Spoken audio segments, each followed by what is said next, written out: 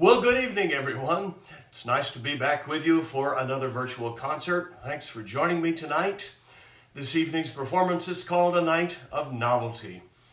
And what I mean by that is novelty piano, not simply novelty songs or things that are new. I'm talking about the genre of music that flourished in the 1920s and 30s, just after the ragtime years. And so that's what I'm going to be playing for you. This is music that was written primarily by classically trained composers, but who wrote popular music in the sense that it had a steady beat and it had syncopation like ragtime, but it was a little more advanced. It used harmonies from romantic classical music, the Impressionists, and a lot of other neat things.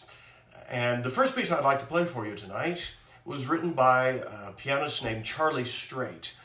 It is commonly credited to Roy Bargy, but it is said that Charlie Straight wrote the entire piece. And the player piano roll of this composition dates all the way back to 1918, before Zez Confrey had his first pieces published.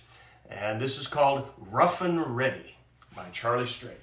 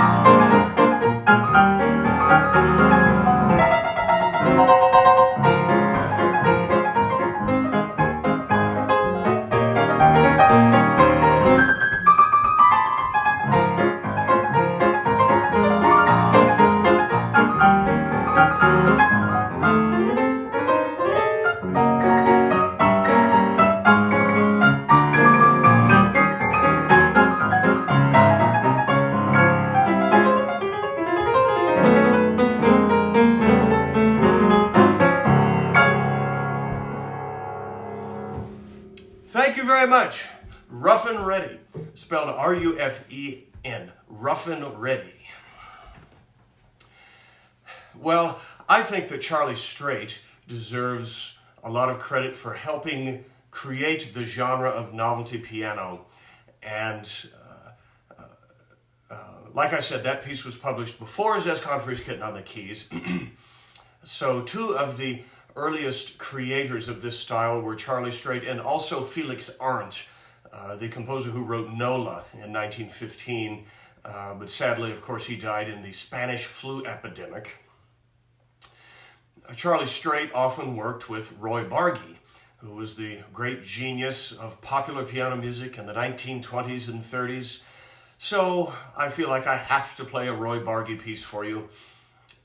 Bargy played with two of the finest orchestras of the 1920s, Isham Jones Orchestra, as well as Paul Whiteman's orchestra. He was an extremely technically proficient pianist. His music is difficult to play. He wrote a series of 8 piano solos, 2 of which I think were actually composed by Charlie Straight, but they were called the 8 Piano Syncopations that were published in 1922. And I know 2 of them by heart. One is the great Piano Flage, and the other is this piece, which is called Jim Jams.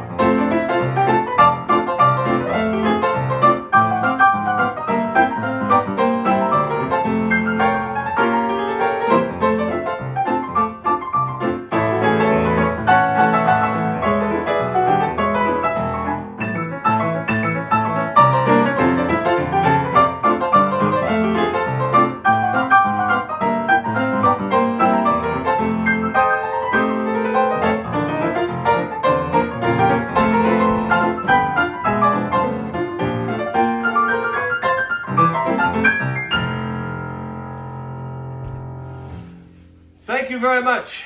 Jim Jams by Roy Bargy. As you can tell, novelty piano is very technically difficult to play. And I was trying to think about what concert to play this weekend, and I realized that I hadn't done a novelty piano night in at least a year, maybe 2 years.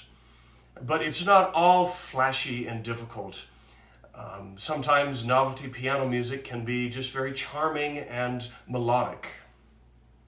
And that's the case with this next piece, which was written by a composer whose name is very hard to pronounce, John S. Zameshnik. I'm pretty sure that's the right pronunciation. And this is probably the most popular piano piece that he wrote in the 1920s, although he also was very prolific as a composer of mood music for silent movies. That's J.S. Zameshnik, and this piece is one of those charming little ditties with a simple title that were very popular in the 1920s. It's called Polly.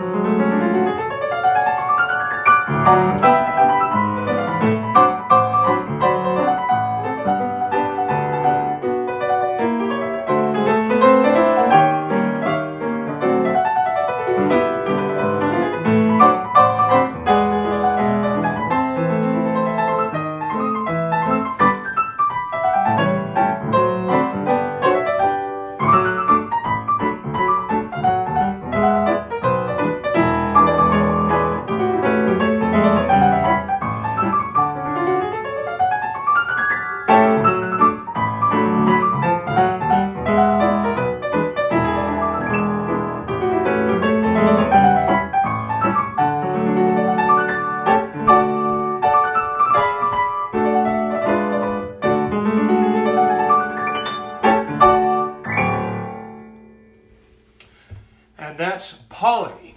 Thank you very much, everyone.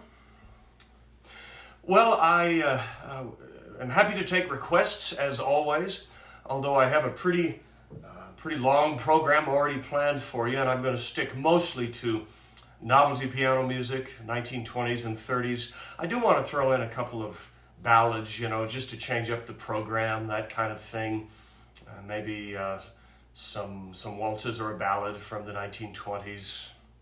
Nothing is more of a stride piano rag. That's one of those things I'd have to practice as well. Polly is such a cute tune that I learned that because Johnny Maddox asked me to learn that piece of music, and I think he wanted me to play it at his funeral, and I forgot about that. That's one thing I forgot to play at Johnny's funeral, because his piano teacher had learned that piece of music when it first came out in the 1920s, 1926, I think. That's why I love to play Polly. It's also a really cute tune. By the way, usually at about this point in the program, I mention that I do accept virtual tips for these concerts. All you have to do is send in a tip on PayPal or Venmo, and there's information in the postings on all 3 websites. I'm on YouTube, Facebook, and Twitch, as usual. Maybe eventually I'll get around to streaming to another website. I don't know. I think most people watch on YouTube. Yeah, I'm up to 100 listeners on YouTube already. No, this is for Vanya on YouTube. I was telling you, nothing is more like a stride piano rag, not a novelty piano solo. That was written by the black pianist Lucky Roberts. Oh, got Bob Milne listening tonight. It's always an honor, Bob. And my cousins, Rick and Jody Harden from Texas.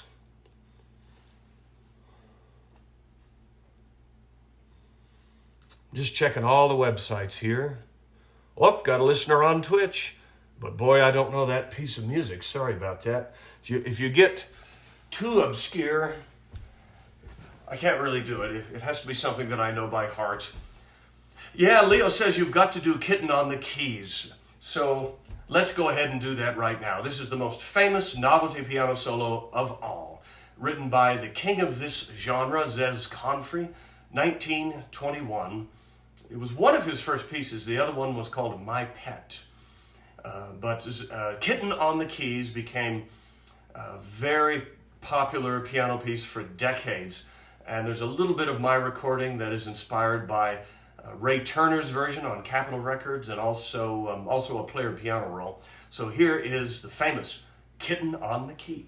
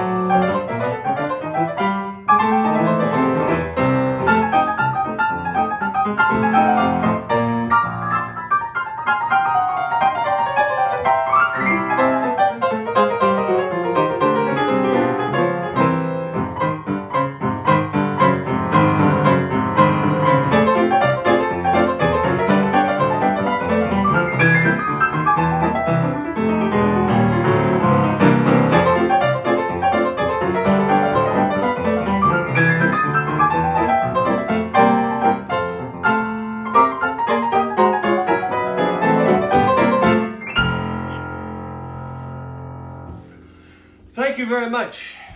That's the famous Kitten on the keys. All right.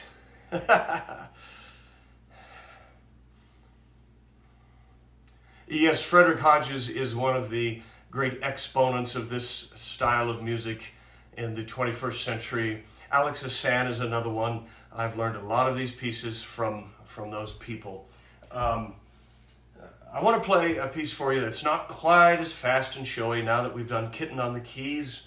I may play one or two pieces here to represent Lee Sims, who was one of the great piano roll artists in the 1920s and 30s.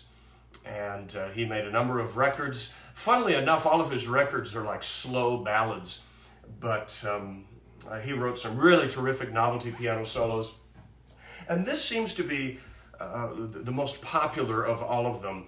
Here's an original copy of it from 1927, I believe. It's called Meditation. And there's an Art Deco caricature of Lee Sims himself. So we're going to do Meditation for you now.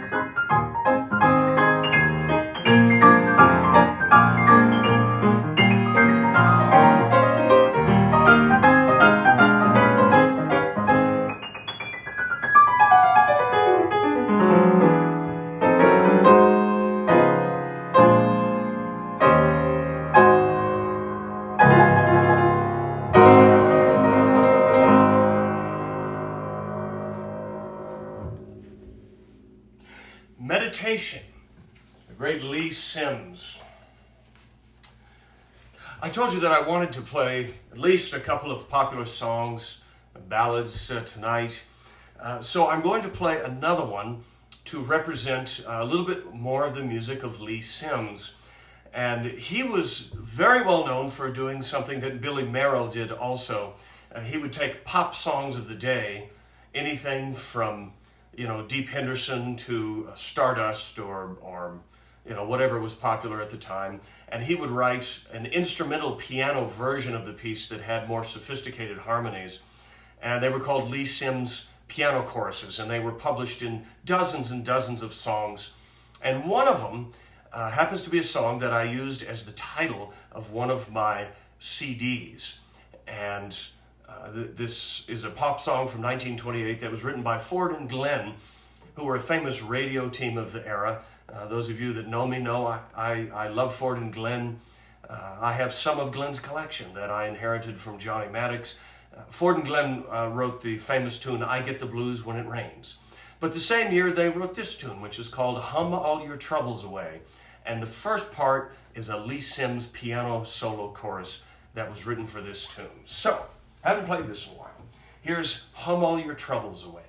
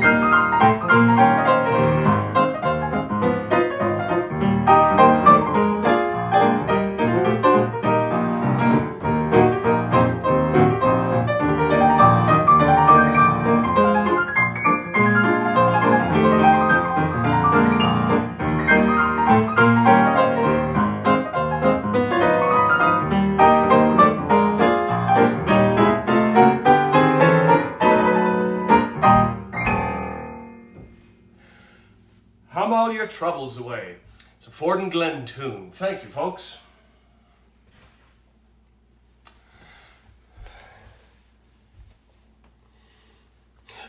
Mike, I think the piano probably just sounds better on YouTube. YouTube shows the full resolution video. I don't know that Facebook does. I'm not sure about that. Well, I still have 40 listeners here on Facebook. Oh, Nathan Beasley, my gosh, how great to hear from you. Yeah, I just discovered Freddie Slack's Boogie Woogie version of Kitten on the Keys myself. It's quite brilliant.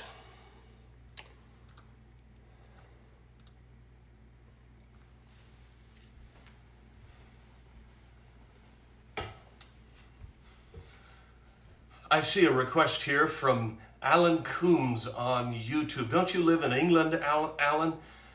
Maybe it's time for me to do some Billy Mayerl for you. And I've got my new friend Dylan listening from England tonight as well, which is amazing because it's the middle of the night in England right now. Let's do Billy Mayerl now. He was the, says Confrey, of Great Britain, and quite possibly even a more virtuoso pianist. He wrote dozens and dozens of pieces of music. He was a huge star in England throughout many decades, the 1920s, 30s, and 40s, and maybe even longer than that. I forget what year he died, but let's start out with his most famous composition, which became kind of his theme song, 1927. It's called Marigold, and this was just as popular as Kitten on the Keys in the United States. I think I read somewhere that Billy Mayerl called this his bread and butter and his jam. That's how well loved this piece was. Marigold.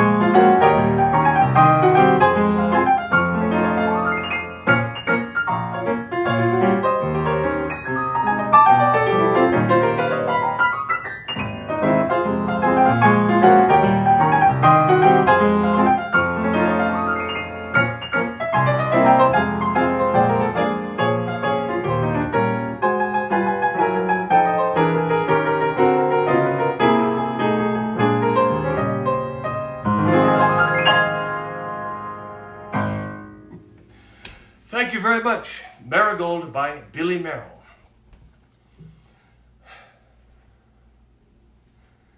Yeah, that's so true, Dylan. He says, I feel Mayerl's compositions are just perfect. If a discord would fit in a discord, he would find the perfect one to slot in. Yes, that's very true.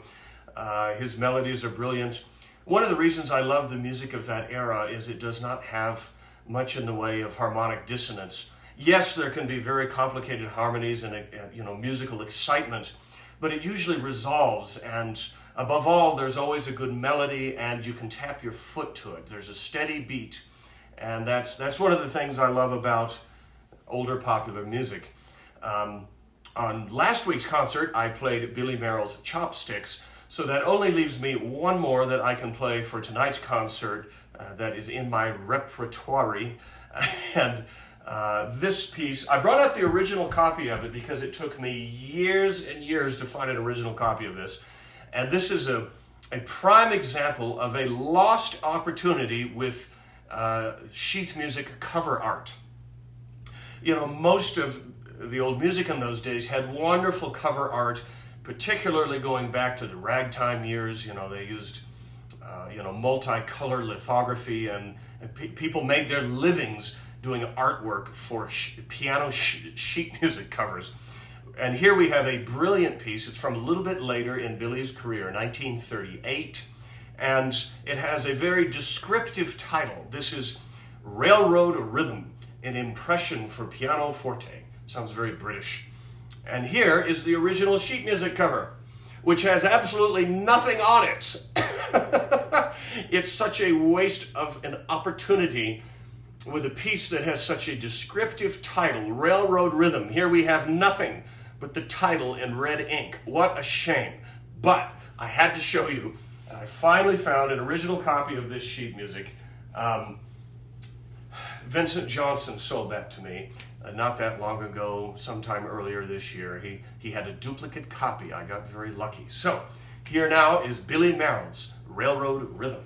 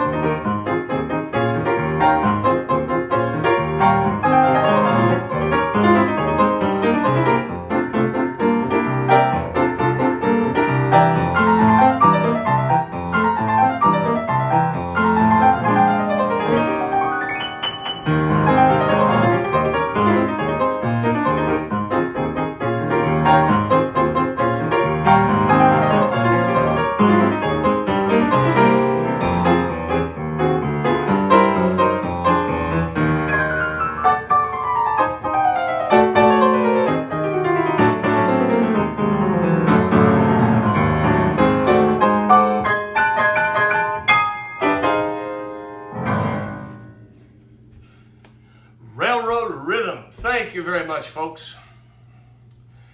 Yeah, that is the kind of composition that's so difficult to play that's probably why the sheet music didn't sell many copies, you see.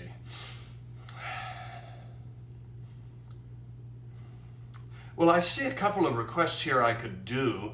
I'm going to try and stick to the concert theme a little bit more tonight. I have some more things I want to get through, and I might throw them in here later this evening.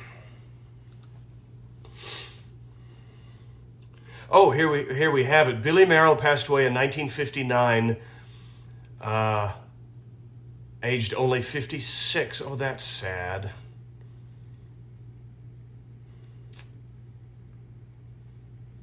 You're kidding.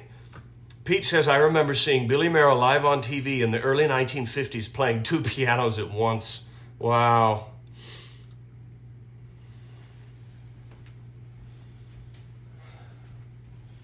I want to play a little bit more Zez Confrey for you, since he was the real king of this genre of music.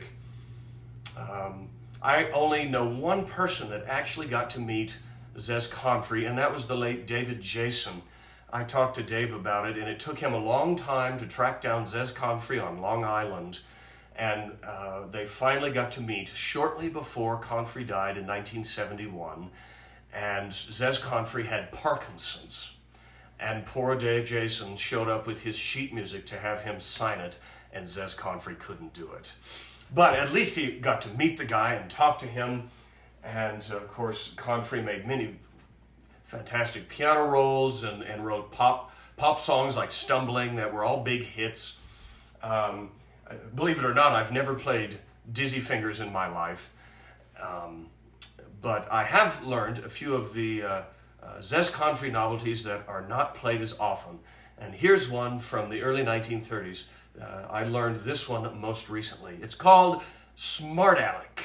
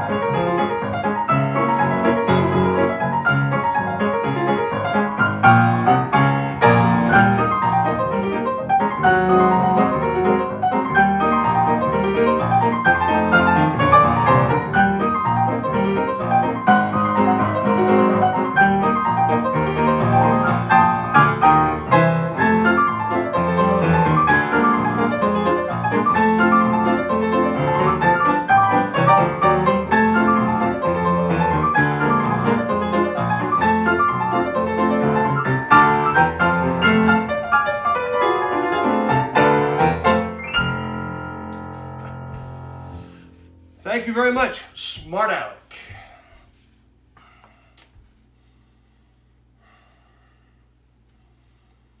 Yeah, the funny thing is I've never played Dizzy Fingers. I've just never had any call to learn it. And there are some pieces that are so often played at the music festivals where I perform that it's better if I choose to play something different than the other performers. That's just kind of how I've looked at it over the years.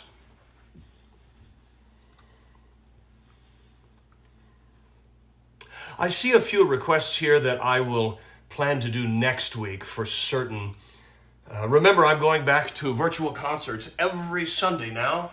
My summer work for the season is over at the Strader Hotel. I'm no longer working 6 or 7 nights a week, so I'm going back to concerts every Sunday night. In fact, I have very little work. I was looking at the calendar for the next few months.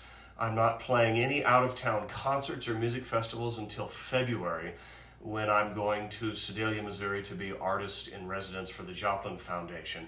I'm also going to play 2 concerts in Kansas City on that trip. The first one's February 2nd, I think. I'll let you know more about those things as they come along. In the meantime, let's do another Zez Confrey piece. Here's one that I have loved for years. I hope you will all love it too. This piece was written about 1936, I believe. I finally obtained an original copy of it out of the Dave Jason collection, except I don't think I'm supposed to tell you all that yet. I'm eventually planning to do a tribute concert to the late Dave Jason, who was one of the biggest music collectors in New York City, who wrote probably 10 or 12 books or more on popular music history.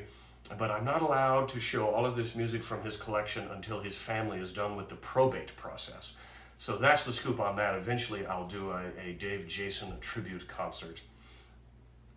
And it took me years to find an original copy of this, and I finally obtained one from his music. It's called Audacity by Zez Confrey.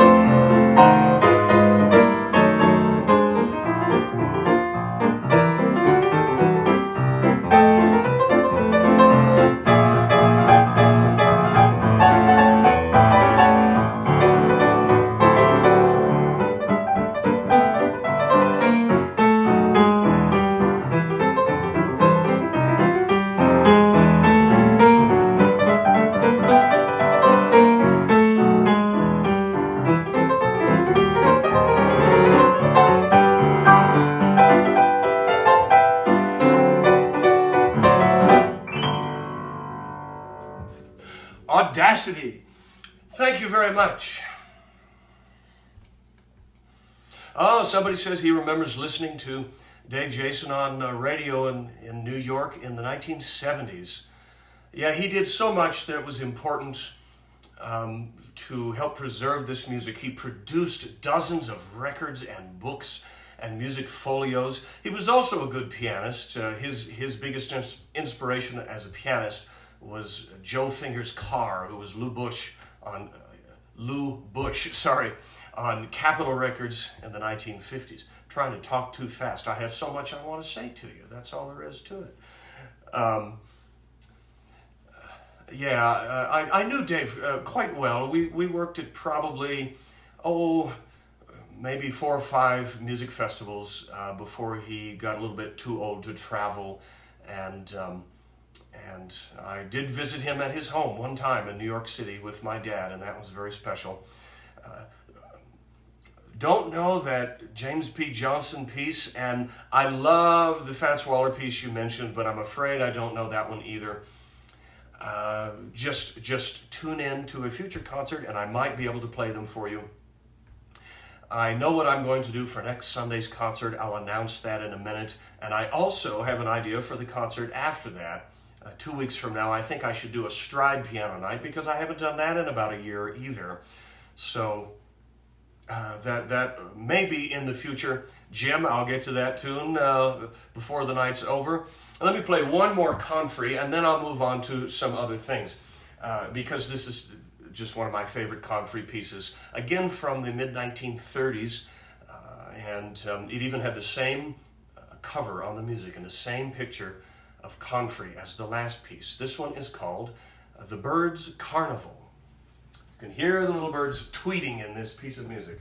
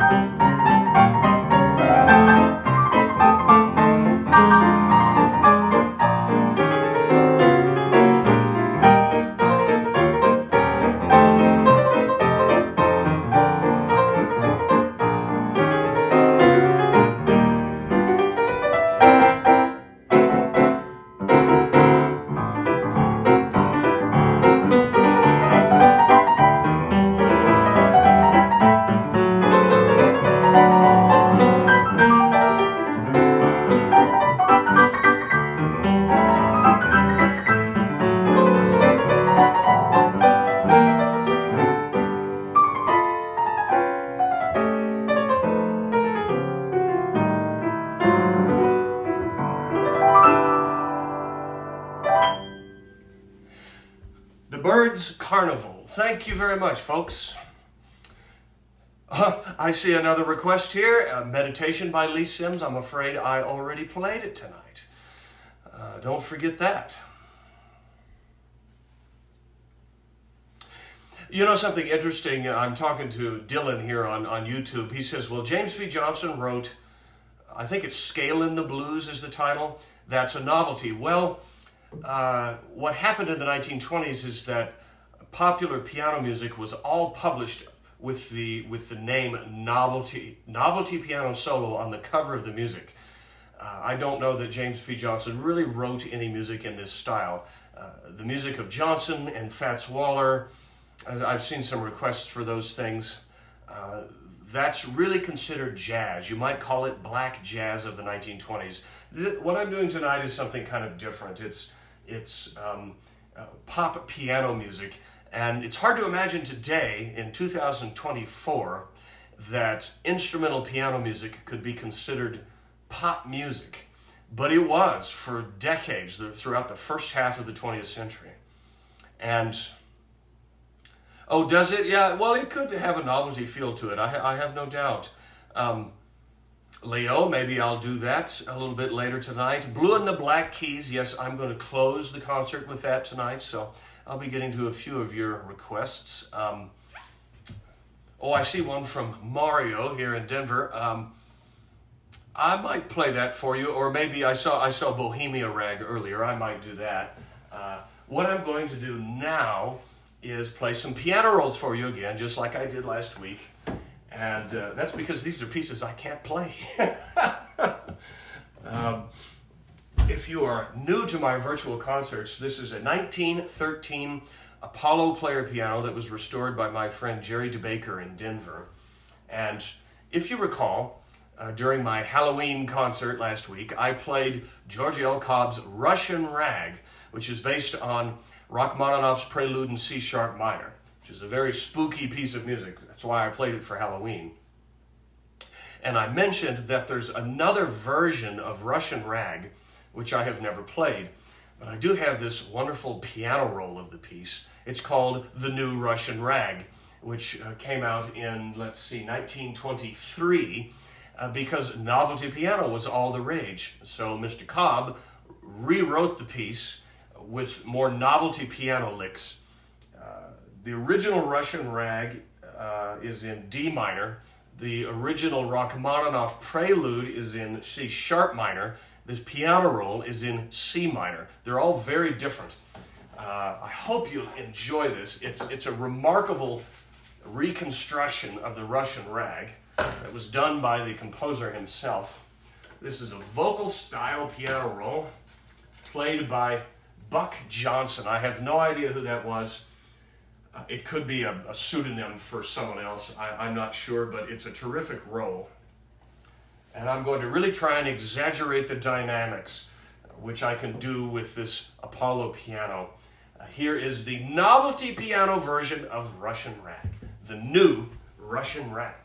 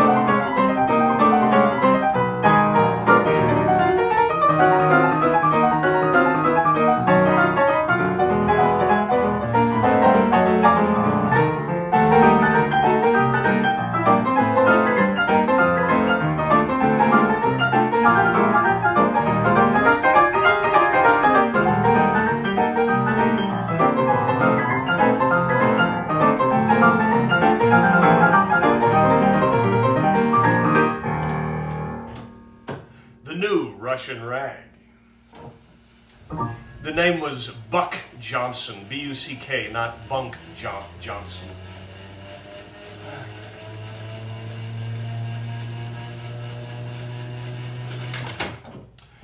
That was one of Rob Deland's wonderful blues tone piano roll recuts. If it wasn't for Rob Deland, people my age would have almost zero access to such wonderful ragtime and early jazz piano rolls. Well, we're going to do one more roll, if you can all stand it. And that's because I want to represent Roy Bargy again. He was one of the most virtuoso pianists of the Golden Age, and he wrote tons of piano novelties, well, maybe 12 or 15 of them. This one is not one of the 8 piano syncopations that were published in 1922, but this is a hand-played imperial piano roll of Roy Bargy's novelty piano solo, Sweet and Tender. Here we go. Played for us by the composer.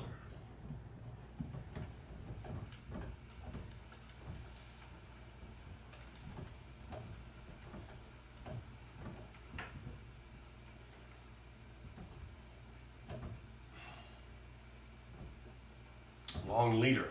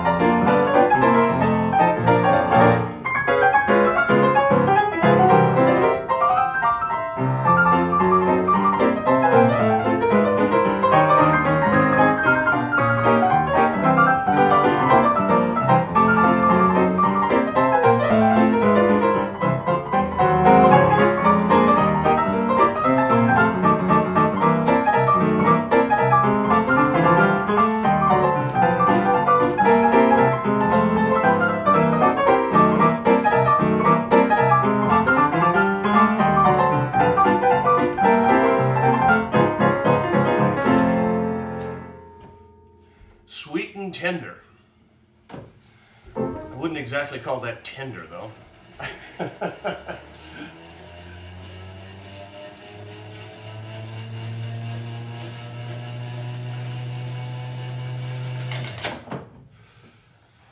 Well, that's enough for the player piano rolls. I will try to get to some more requests here in the second half of the concert. But I would like to remind you that I accept virtual tips for these concerts. All you have to do is send in a tip on PayPal or Venmo. And if you don't trust PayPal, there's a P.O. box on my website for checks as well.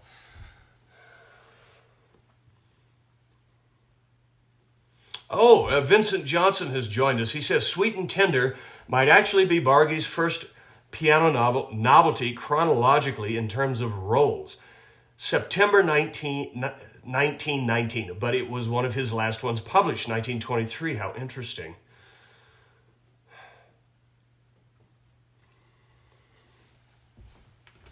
Well, I just wanted to remind you about the tips, and the wintertime is the slow season for me. So every little bit helps as far as my career goes. And also want to remind you that I am producing the Durango Ragtime and Early Jazz Festival once again. I'm running it myself this time. The Strader Hotel is not in charge of the entire festival. I'm starting my own nonprofit organization to do this. And the concerts will be at the Durango Arts Center with other activities like seminars and after hours at the historic Strader Hotel. The hotel room packages are already available. All you have to do is call the Strader Hotel and give them the code word ragtime. And it sure would be nice to meet a lot of you that listen to my virtual concerts in person. There's a lot of you that I haven't met yet. And I encourage you to come here to this little town that I love so much. We're going to have world-renowned musicians. For the first time in Durango, Jeff Barnhart, Frederick Hodges from California, Danny Coots on drums, Martin Spitznagel from Pittsburgh, and the legendary bandleader Don Neely will join us too from the Bay Area.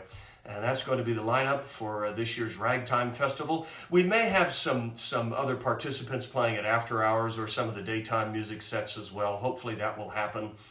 The best way to support the festival is to buy the hotel rooms in the Ragtime Festival hotel block.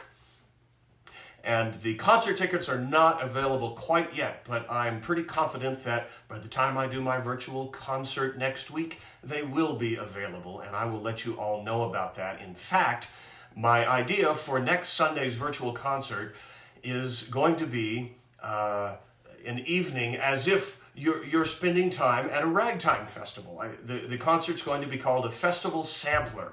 So, of course, I'll talk about the Durango Festival quite a bit and play music that's associated with all the different events that you might do during a ragtime festival, such as the silent movies or the seminars. And I'll probably close the concert next week with a bunch of Tom Breyer's music, because he has always been one of my favorite people to play with at the Ragtime Festival after hours parties. So the Festival Sampler will be next Sunday night.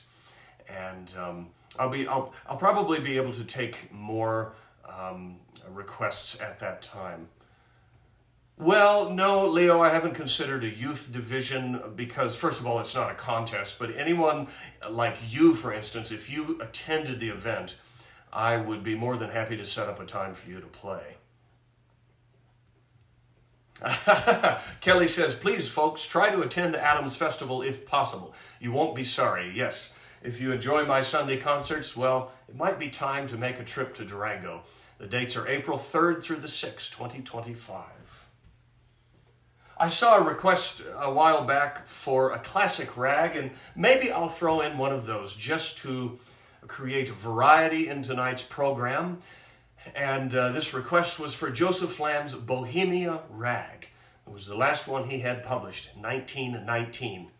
I wasn't there, but it's a great piece, Bohemia Rag.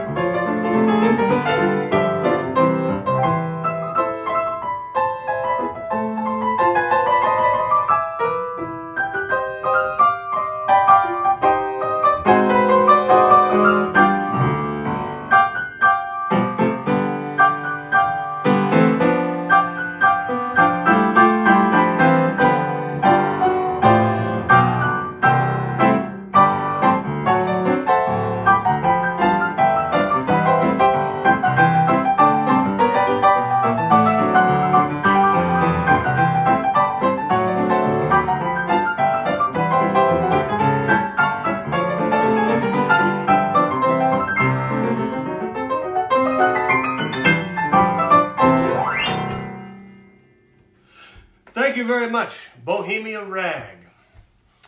That request came from a couple of new friends of mine in Denver. I hope you guys heard that. Let me check Facebook real quick. Good, you're still here. Well, thank you for the kind words, Akimi. Never have gotten around to those ballads I said I was going to play tonight, but at least you're getting a little bit of classic ragtime, a little bit of variety. You know, American music all started with ragtime. That's one of the reasons I love it so much.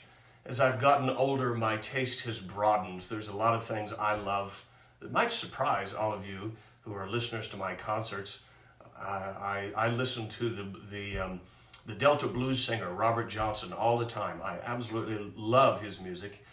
And I love Merle Haggard equally as much. That might surprise some of you, but I never have gotten into bebop very much, and certainly not any of the more contemporary pop music. But let's get back to the novelty piano now, and I'm going to play another piece for you that's sitting right here on my piano. One of the most virtuoso pianists of this era was Pauline Alpert, and she was called the Whirlwind Pianist. This was her theme song. It's called Dream of a Doll, written in 1934, and I know I've played this before. I love every opportunity I have to play this. A lot of this music I don't get to play in public, in concerts, because for one thing, it's too difficult to play and I have to look at the sheet music. But that's why I'm having a lot of fun tonight. Here is Dream of a Doll. It actually says on the sheet music, theme song of Pauline Alpert. Let's see what I can do with it.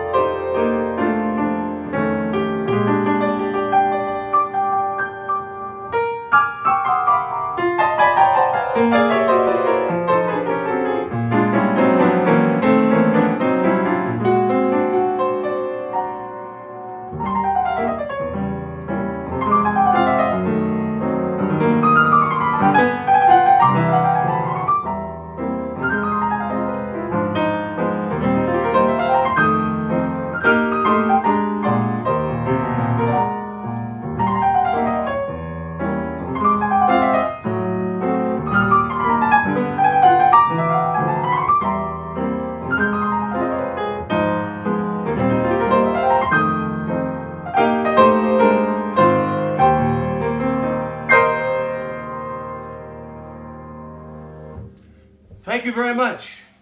Dream of a Doll. I like to represent in every concert certain composers that I think are important, and Pauline Alpert was certainly one of them. I'm going to take you back to that golden age of popular music in the 1930s and play another one of her compositions. This one I know by heart, and it's from the next year, 1935. This is called Piano Polka. So this is virtuoso piano music. Piano Polka.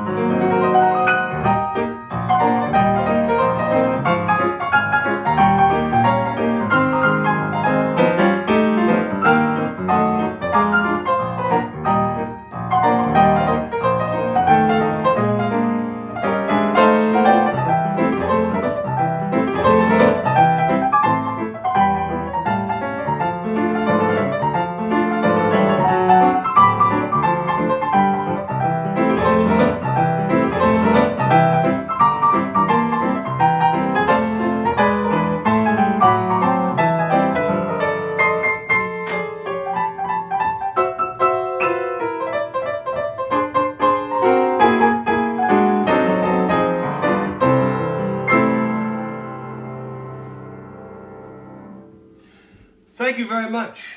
Piano Polka. You know, this novelty piano music is very pianistic. And what I mean by that is it's music that is clearly written for the piano as an instrument. The king of all instruments, they say, is the theater organ, because one person can create music that sounds like an entire orchestra. But I'm a little biased. I think I'm partial to regular old pianos. That was Pauline Alpert's Piano Polka. Oh, that sounds like a great piano roll. Pauline Alpert playing Keep Your Sunny Side Up. I've never heard that. I would love to hear that. Well, I'm going to move on now to a few pieces that Leo says the theater organs are always superior. Well, you know, I don't like that, because you can't change the sound with just the touch of your fingers. That's what I like better about piano as an instrument. It has somehow a more personal sound to me. Anyway, I'm going to move on to some music that was written by a composer in Australia, And I did do a tour of Australia, which really was one of the most wonderful tours I've ever done anywhere. I was there for about 2 weeks. And shortly after I arrived, I went into an antique store in the Blue Mountains of Australia. I think it was Katoomba, Australia. And I found this piece of music by a composer named Sefton Daly. I fell in love with his music, and I discovered he was very much like Billy Mayerl in England, but in Australia. Now, these pieces date from a little bit later. These are all from the early 1940s. This is truly sophisticated and beautiful piano music of the Art Deco era. And here's the first one. Alex Hassan found an original edition of this for me. It has a great cover. You can see the composer, Sefton Daly. Hopefully you can see him. This came out in 1941. It's what at the time they called a modern piano solo, essentially the same thing as novelty piano music. This is Serenade to a Snake by Sefton Daly. Don't really need the music, but we'll open it up anyway. This is Serenade to a Snake.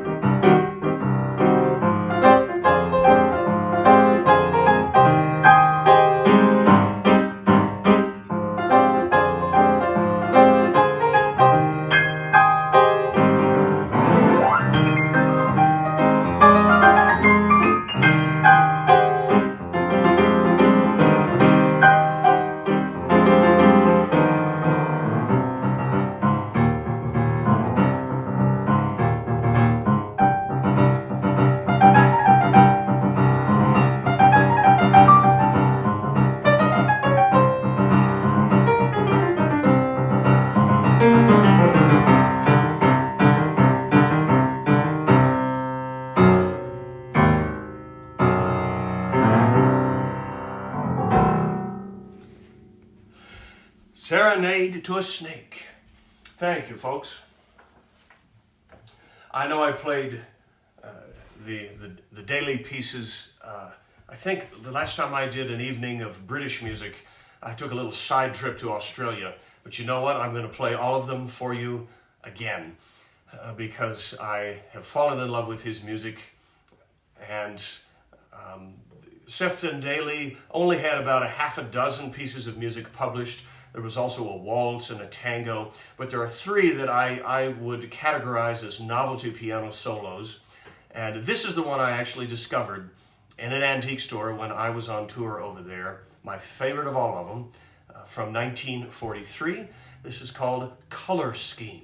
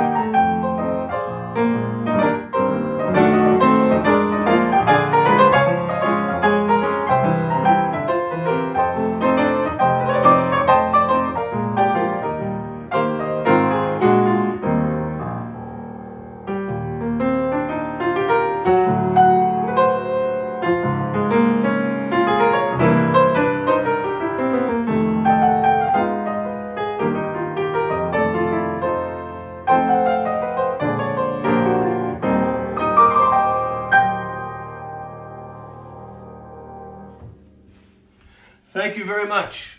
Color Scheme by Sefton Daly. I think he made his living as a pianist most of his life. I did find a short biography of him online. I think he became a car salesman or something in the 50s. He made one appearance in an Australian movie, and I posted that on my YouTube channel if you want to watch it. During the height of his creative period in the early 1940s, during World War II, he composed these pieces. He also toured as the piano accompanist with Noel Coward, the great British playwright and songwriter. And this last piece by Daly was dedicated to his friend Noel Coward. Again, 1943.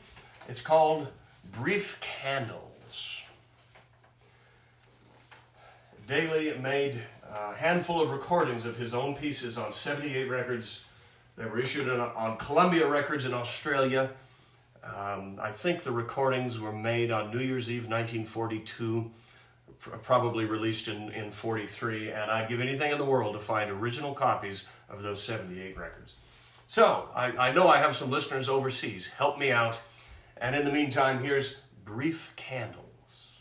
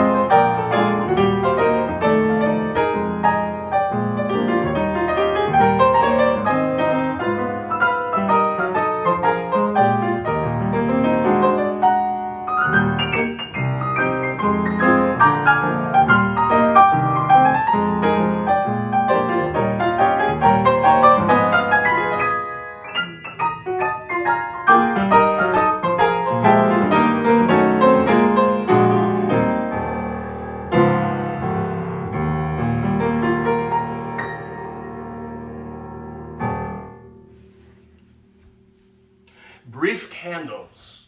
Thank you, everybody. Those pieces were kind of more for me than the audience, but I hope you all like what I do as well.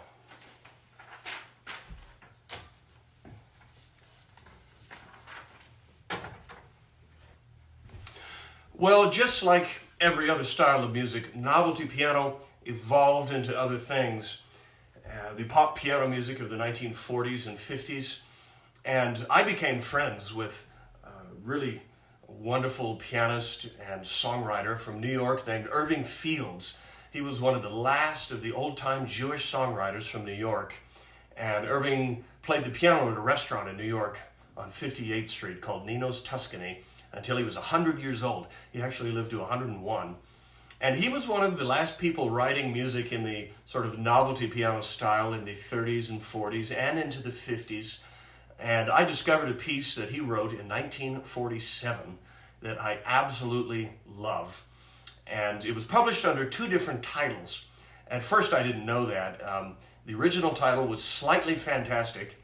And then when he recorded it for RCA Victor, it was changed to Puppet's Holiday, which really fits in with the 1920s novelty tunes just perfectly. That title is just like it came out of the 1920s, even though this piece was written in 1947. Irving made a lot of really terrific records. He was actually known for Latin music, believe it or not, and he recorded this for RCA Victor under the title Puppet's Holiday. So here it is.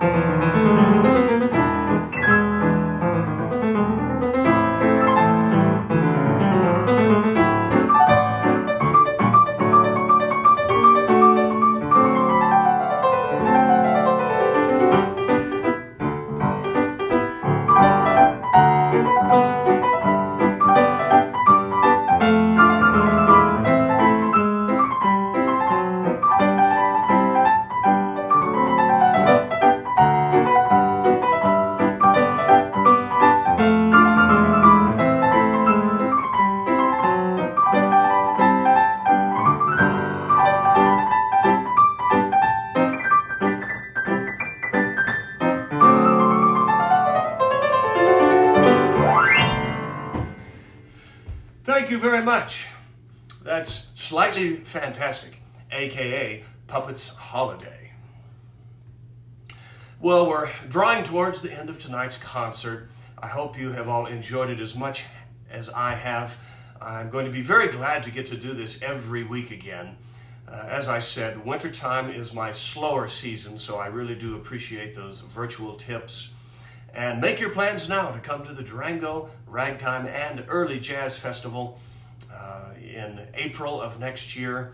And as such, my virtual concert next week will be called a Festival Sampler. And I'm sure that will allow me to play more requests.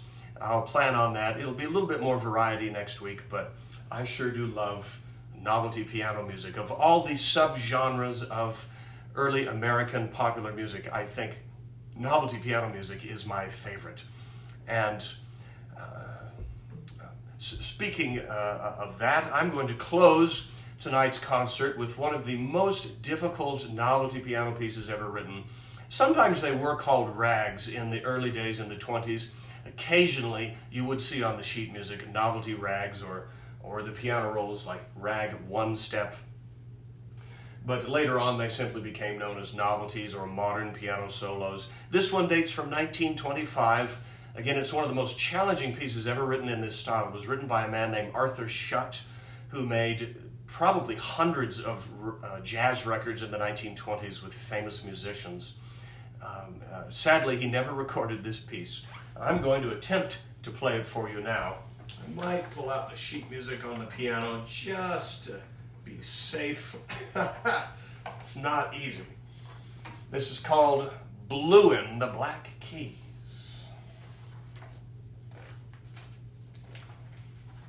Here we go, from 1925 by Arthur Schutt, Bluein' the Black Keys.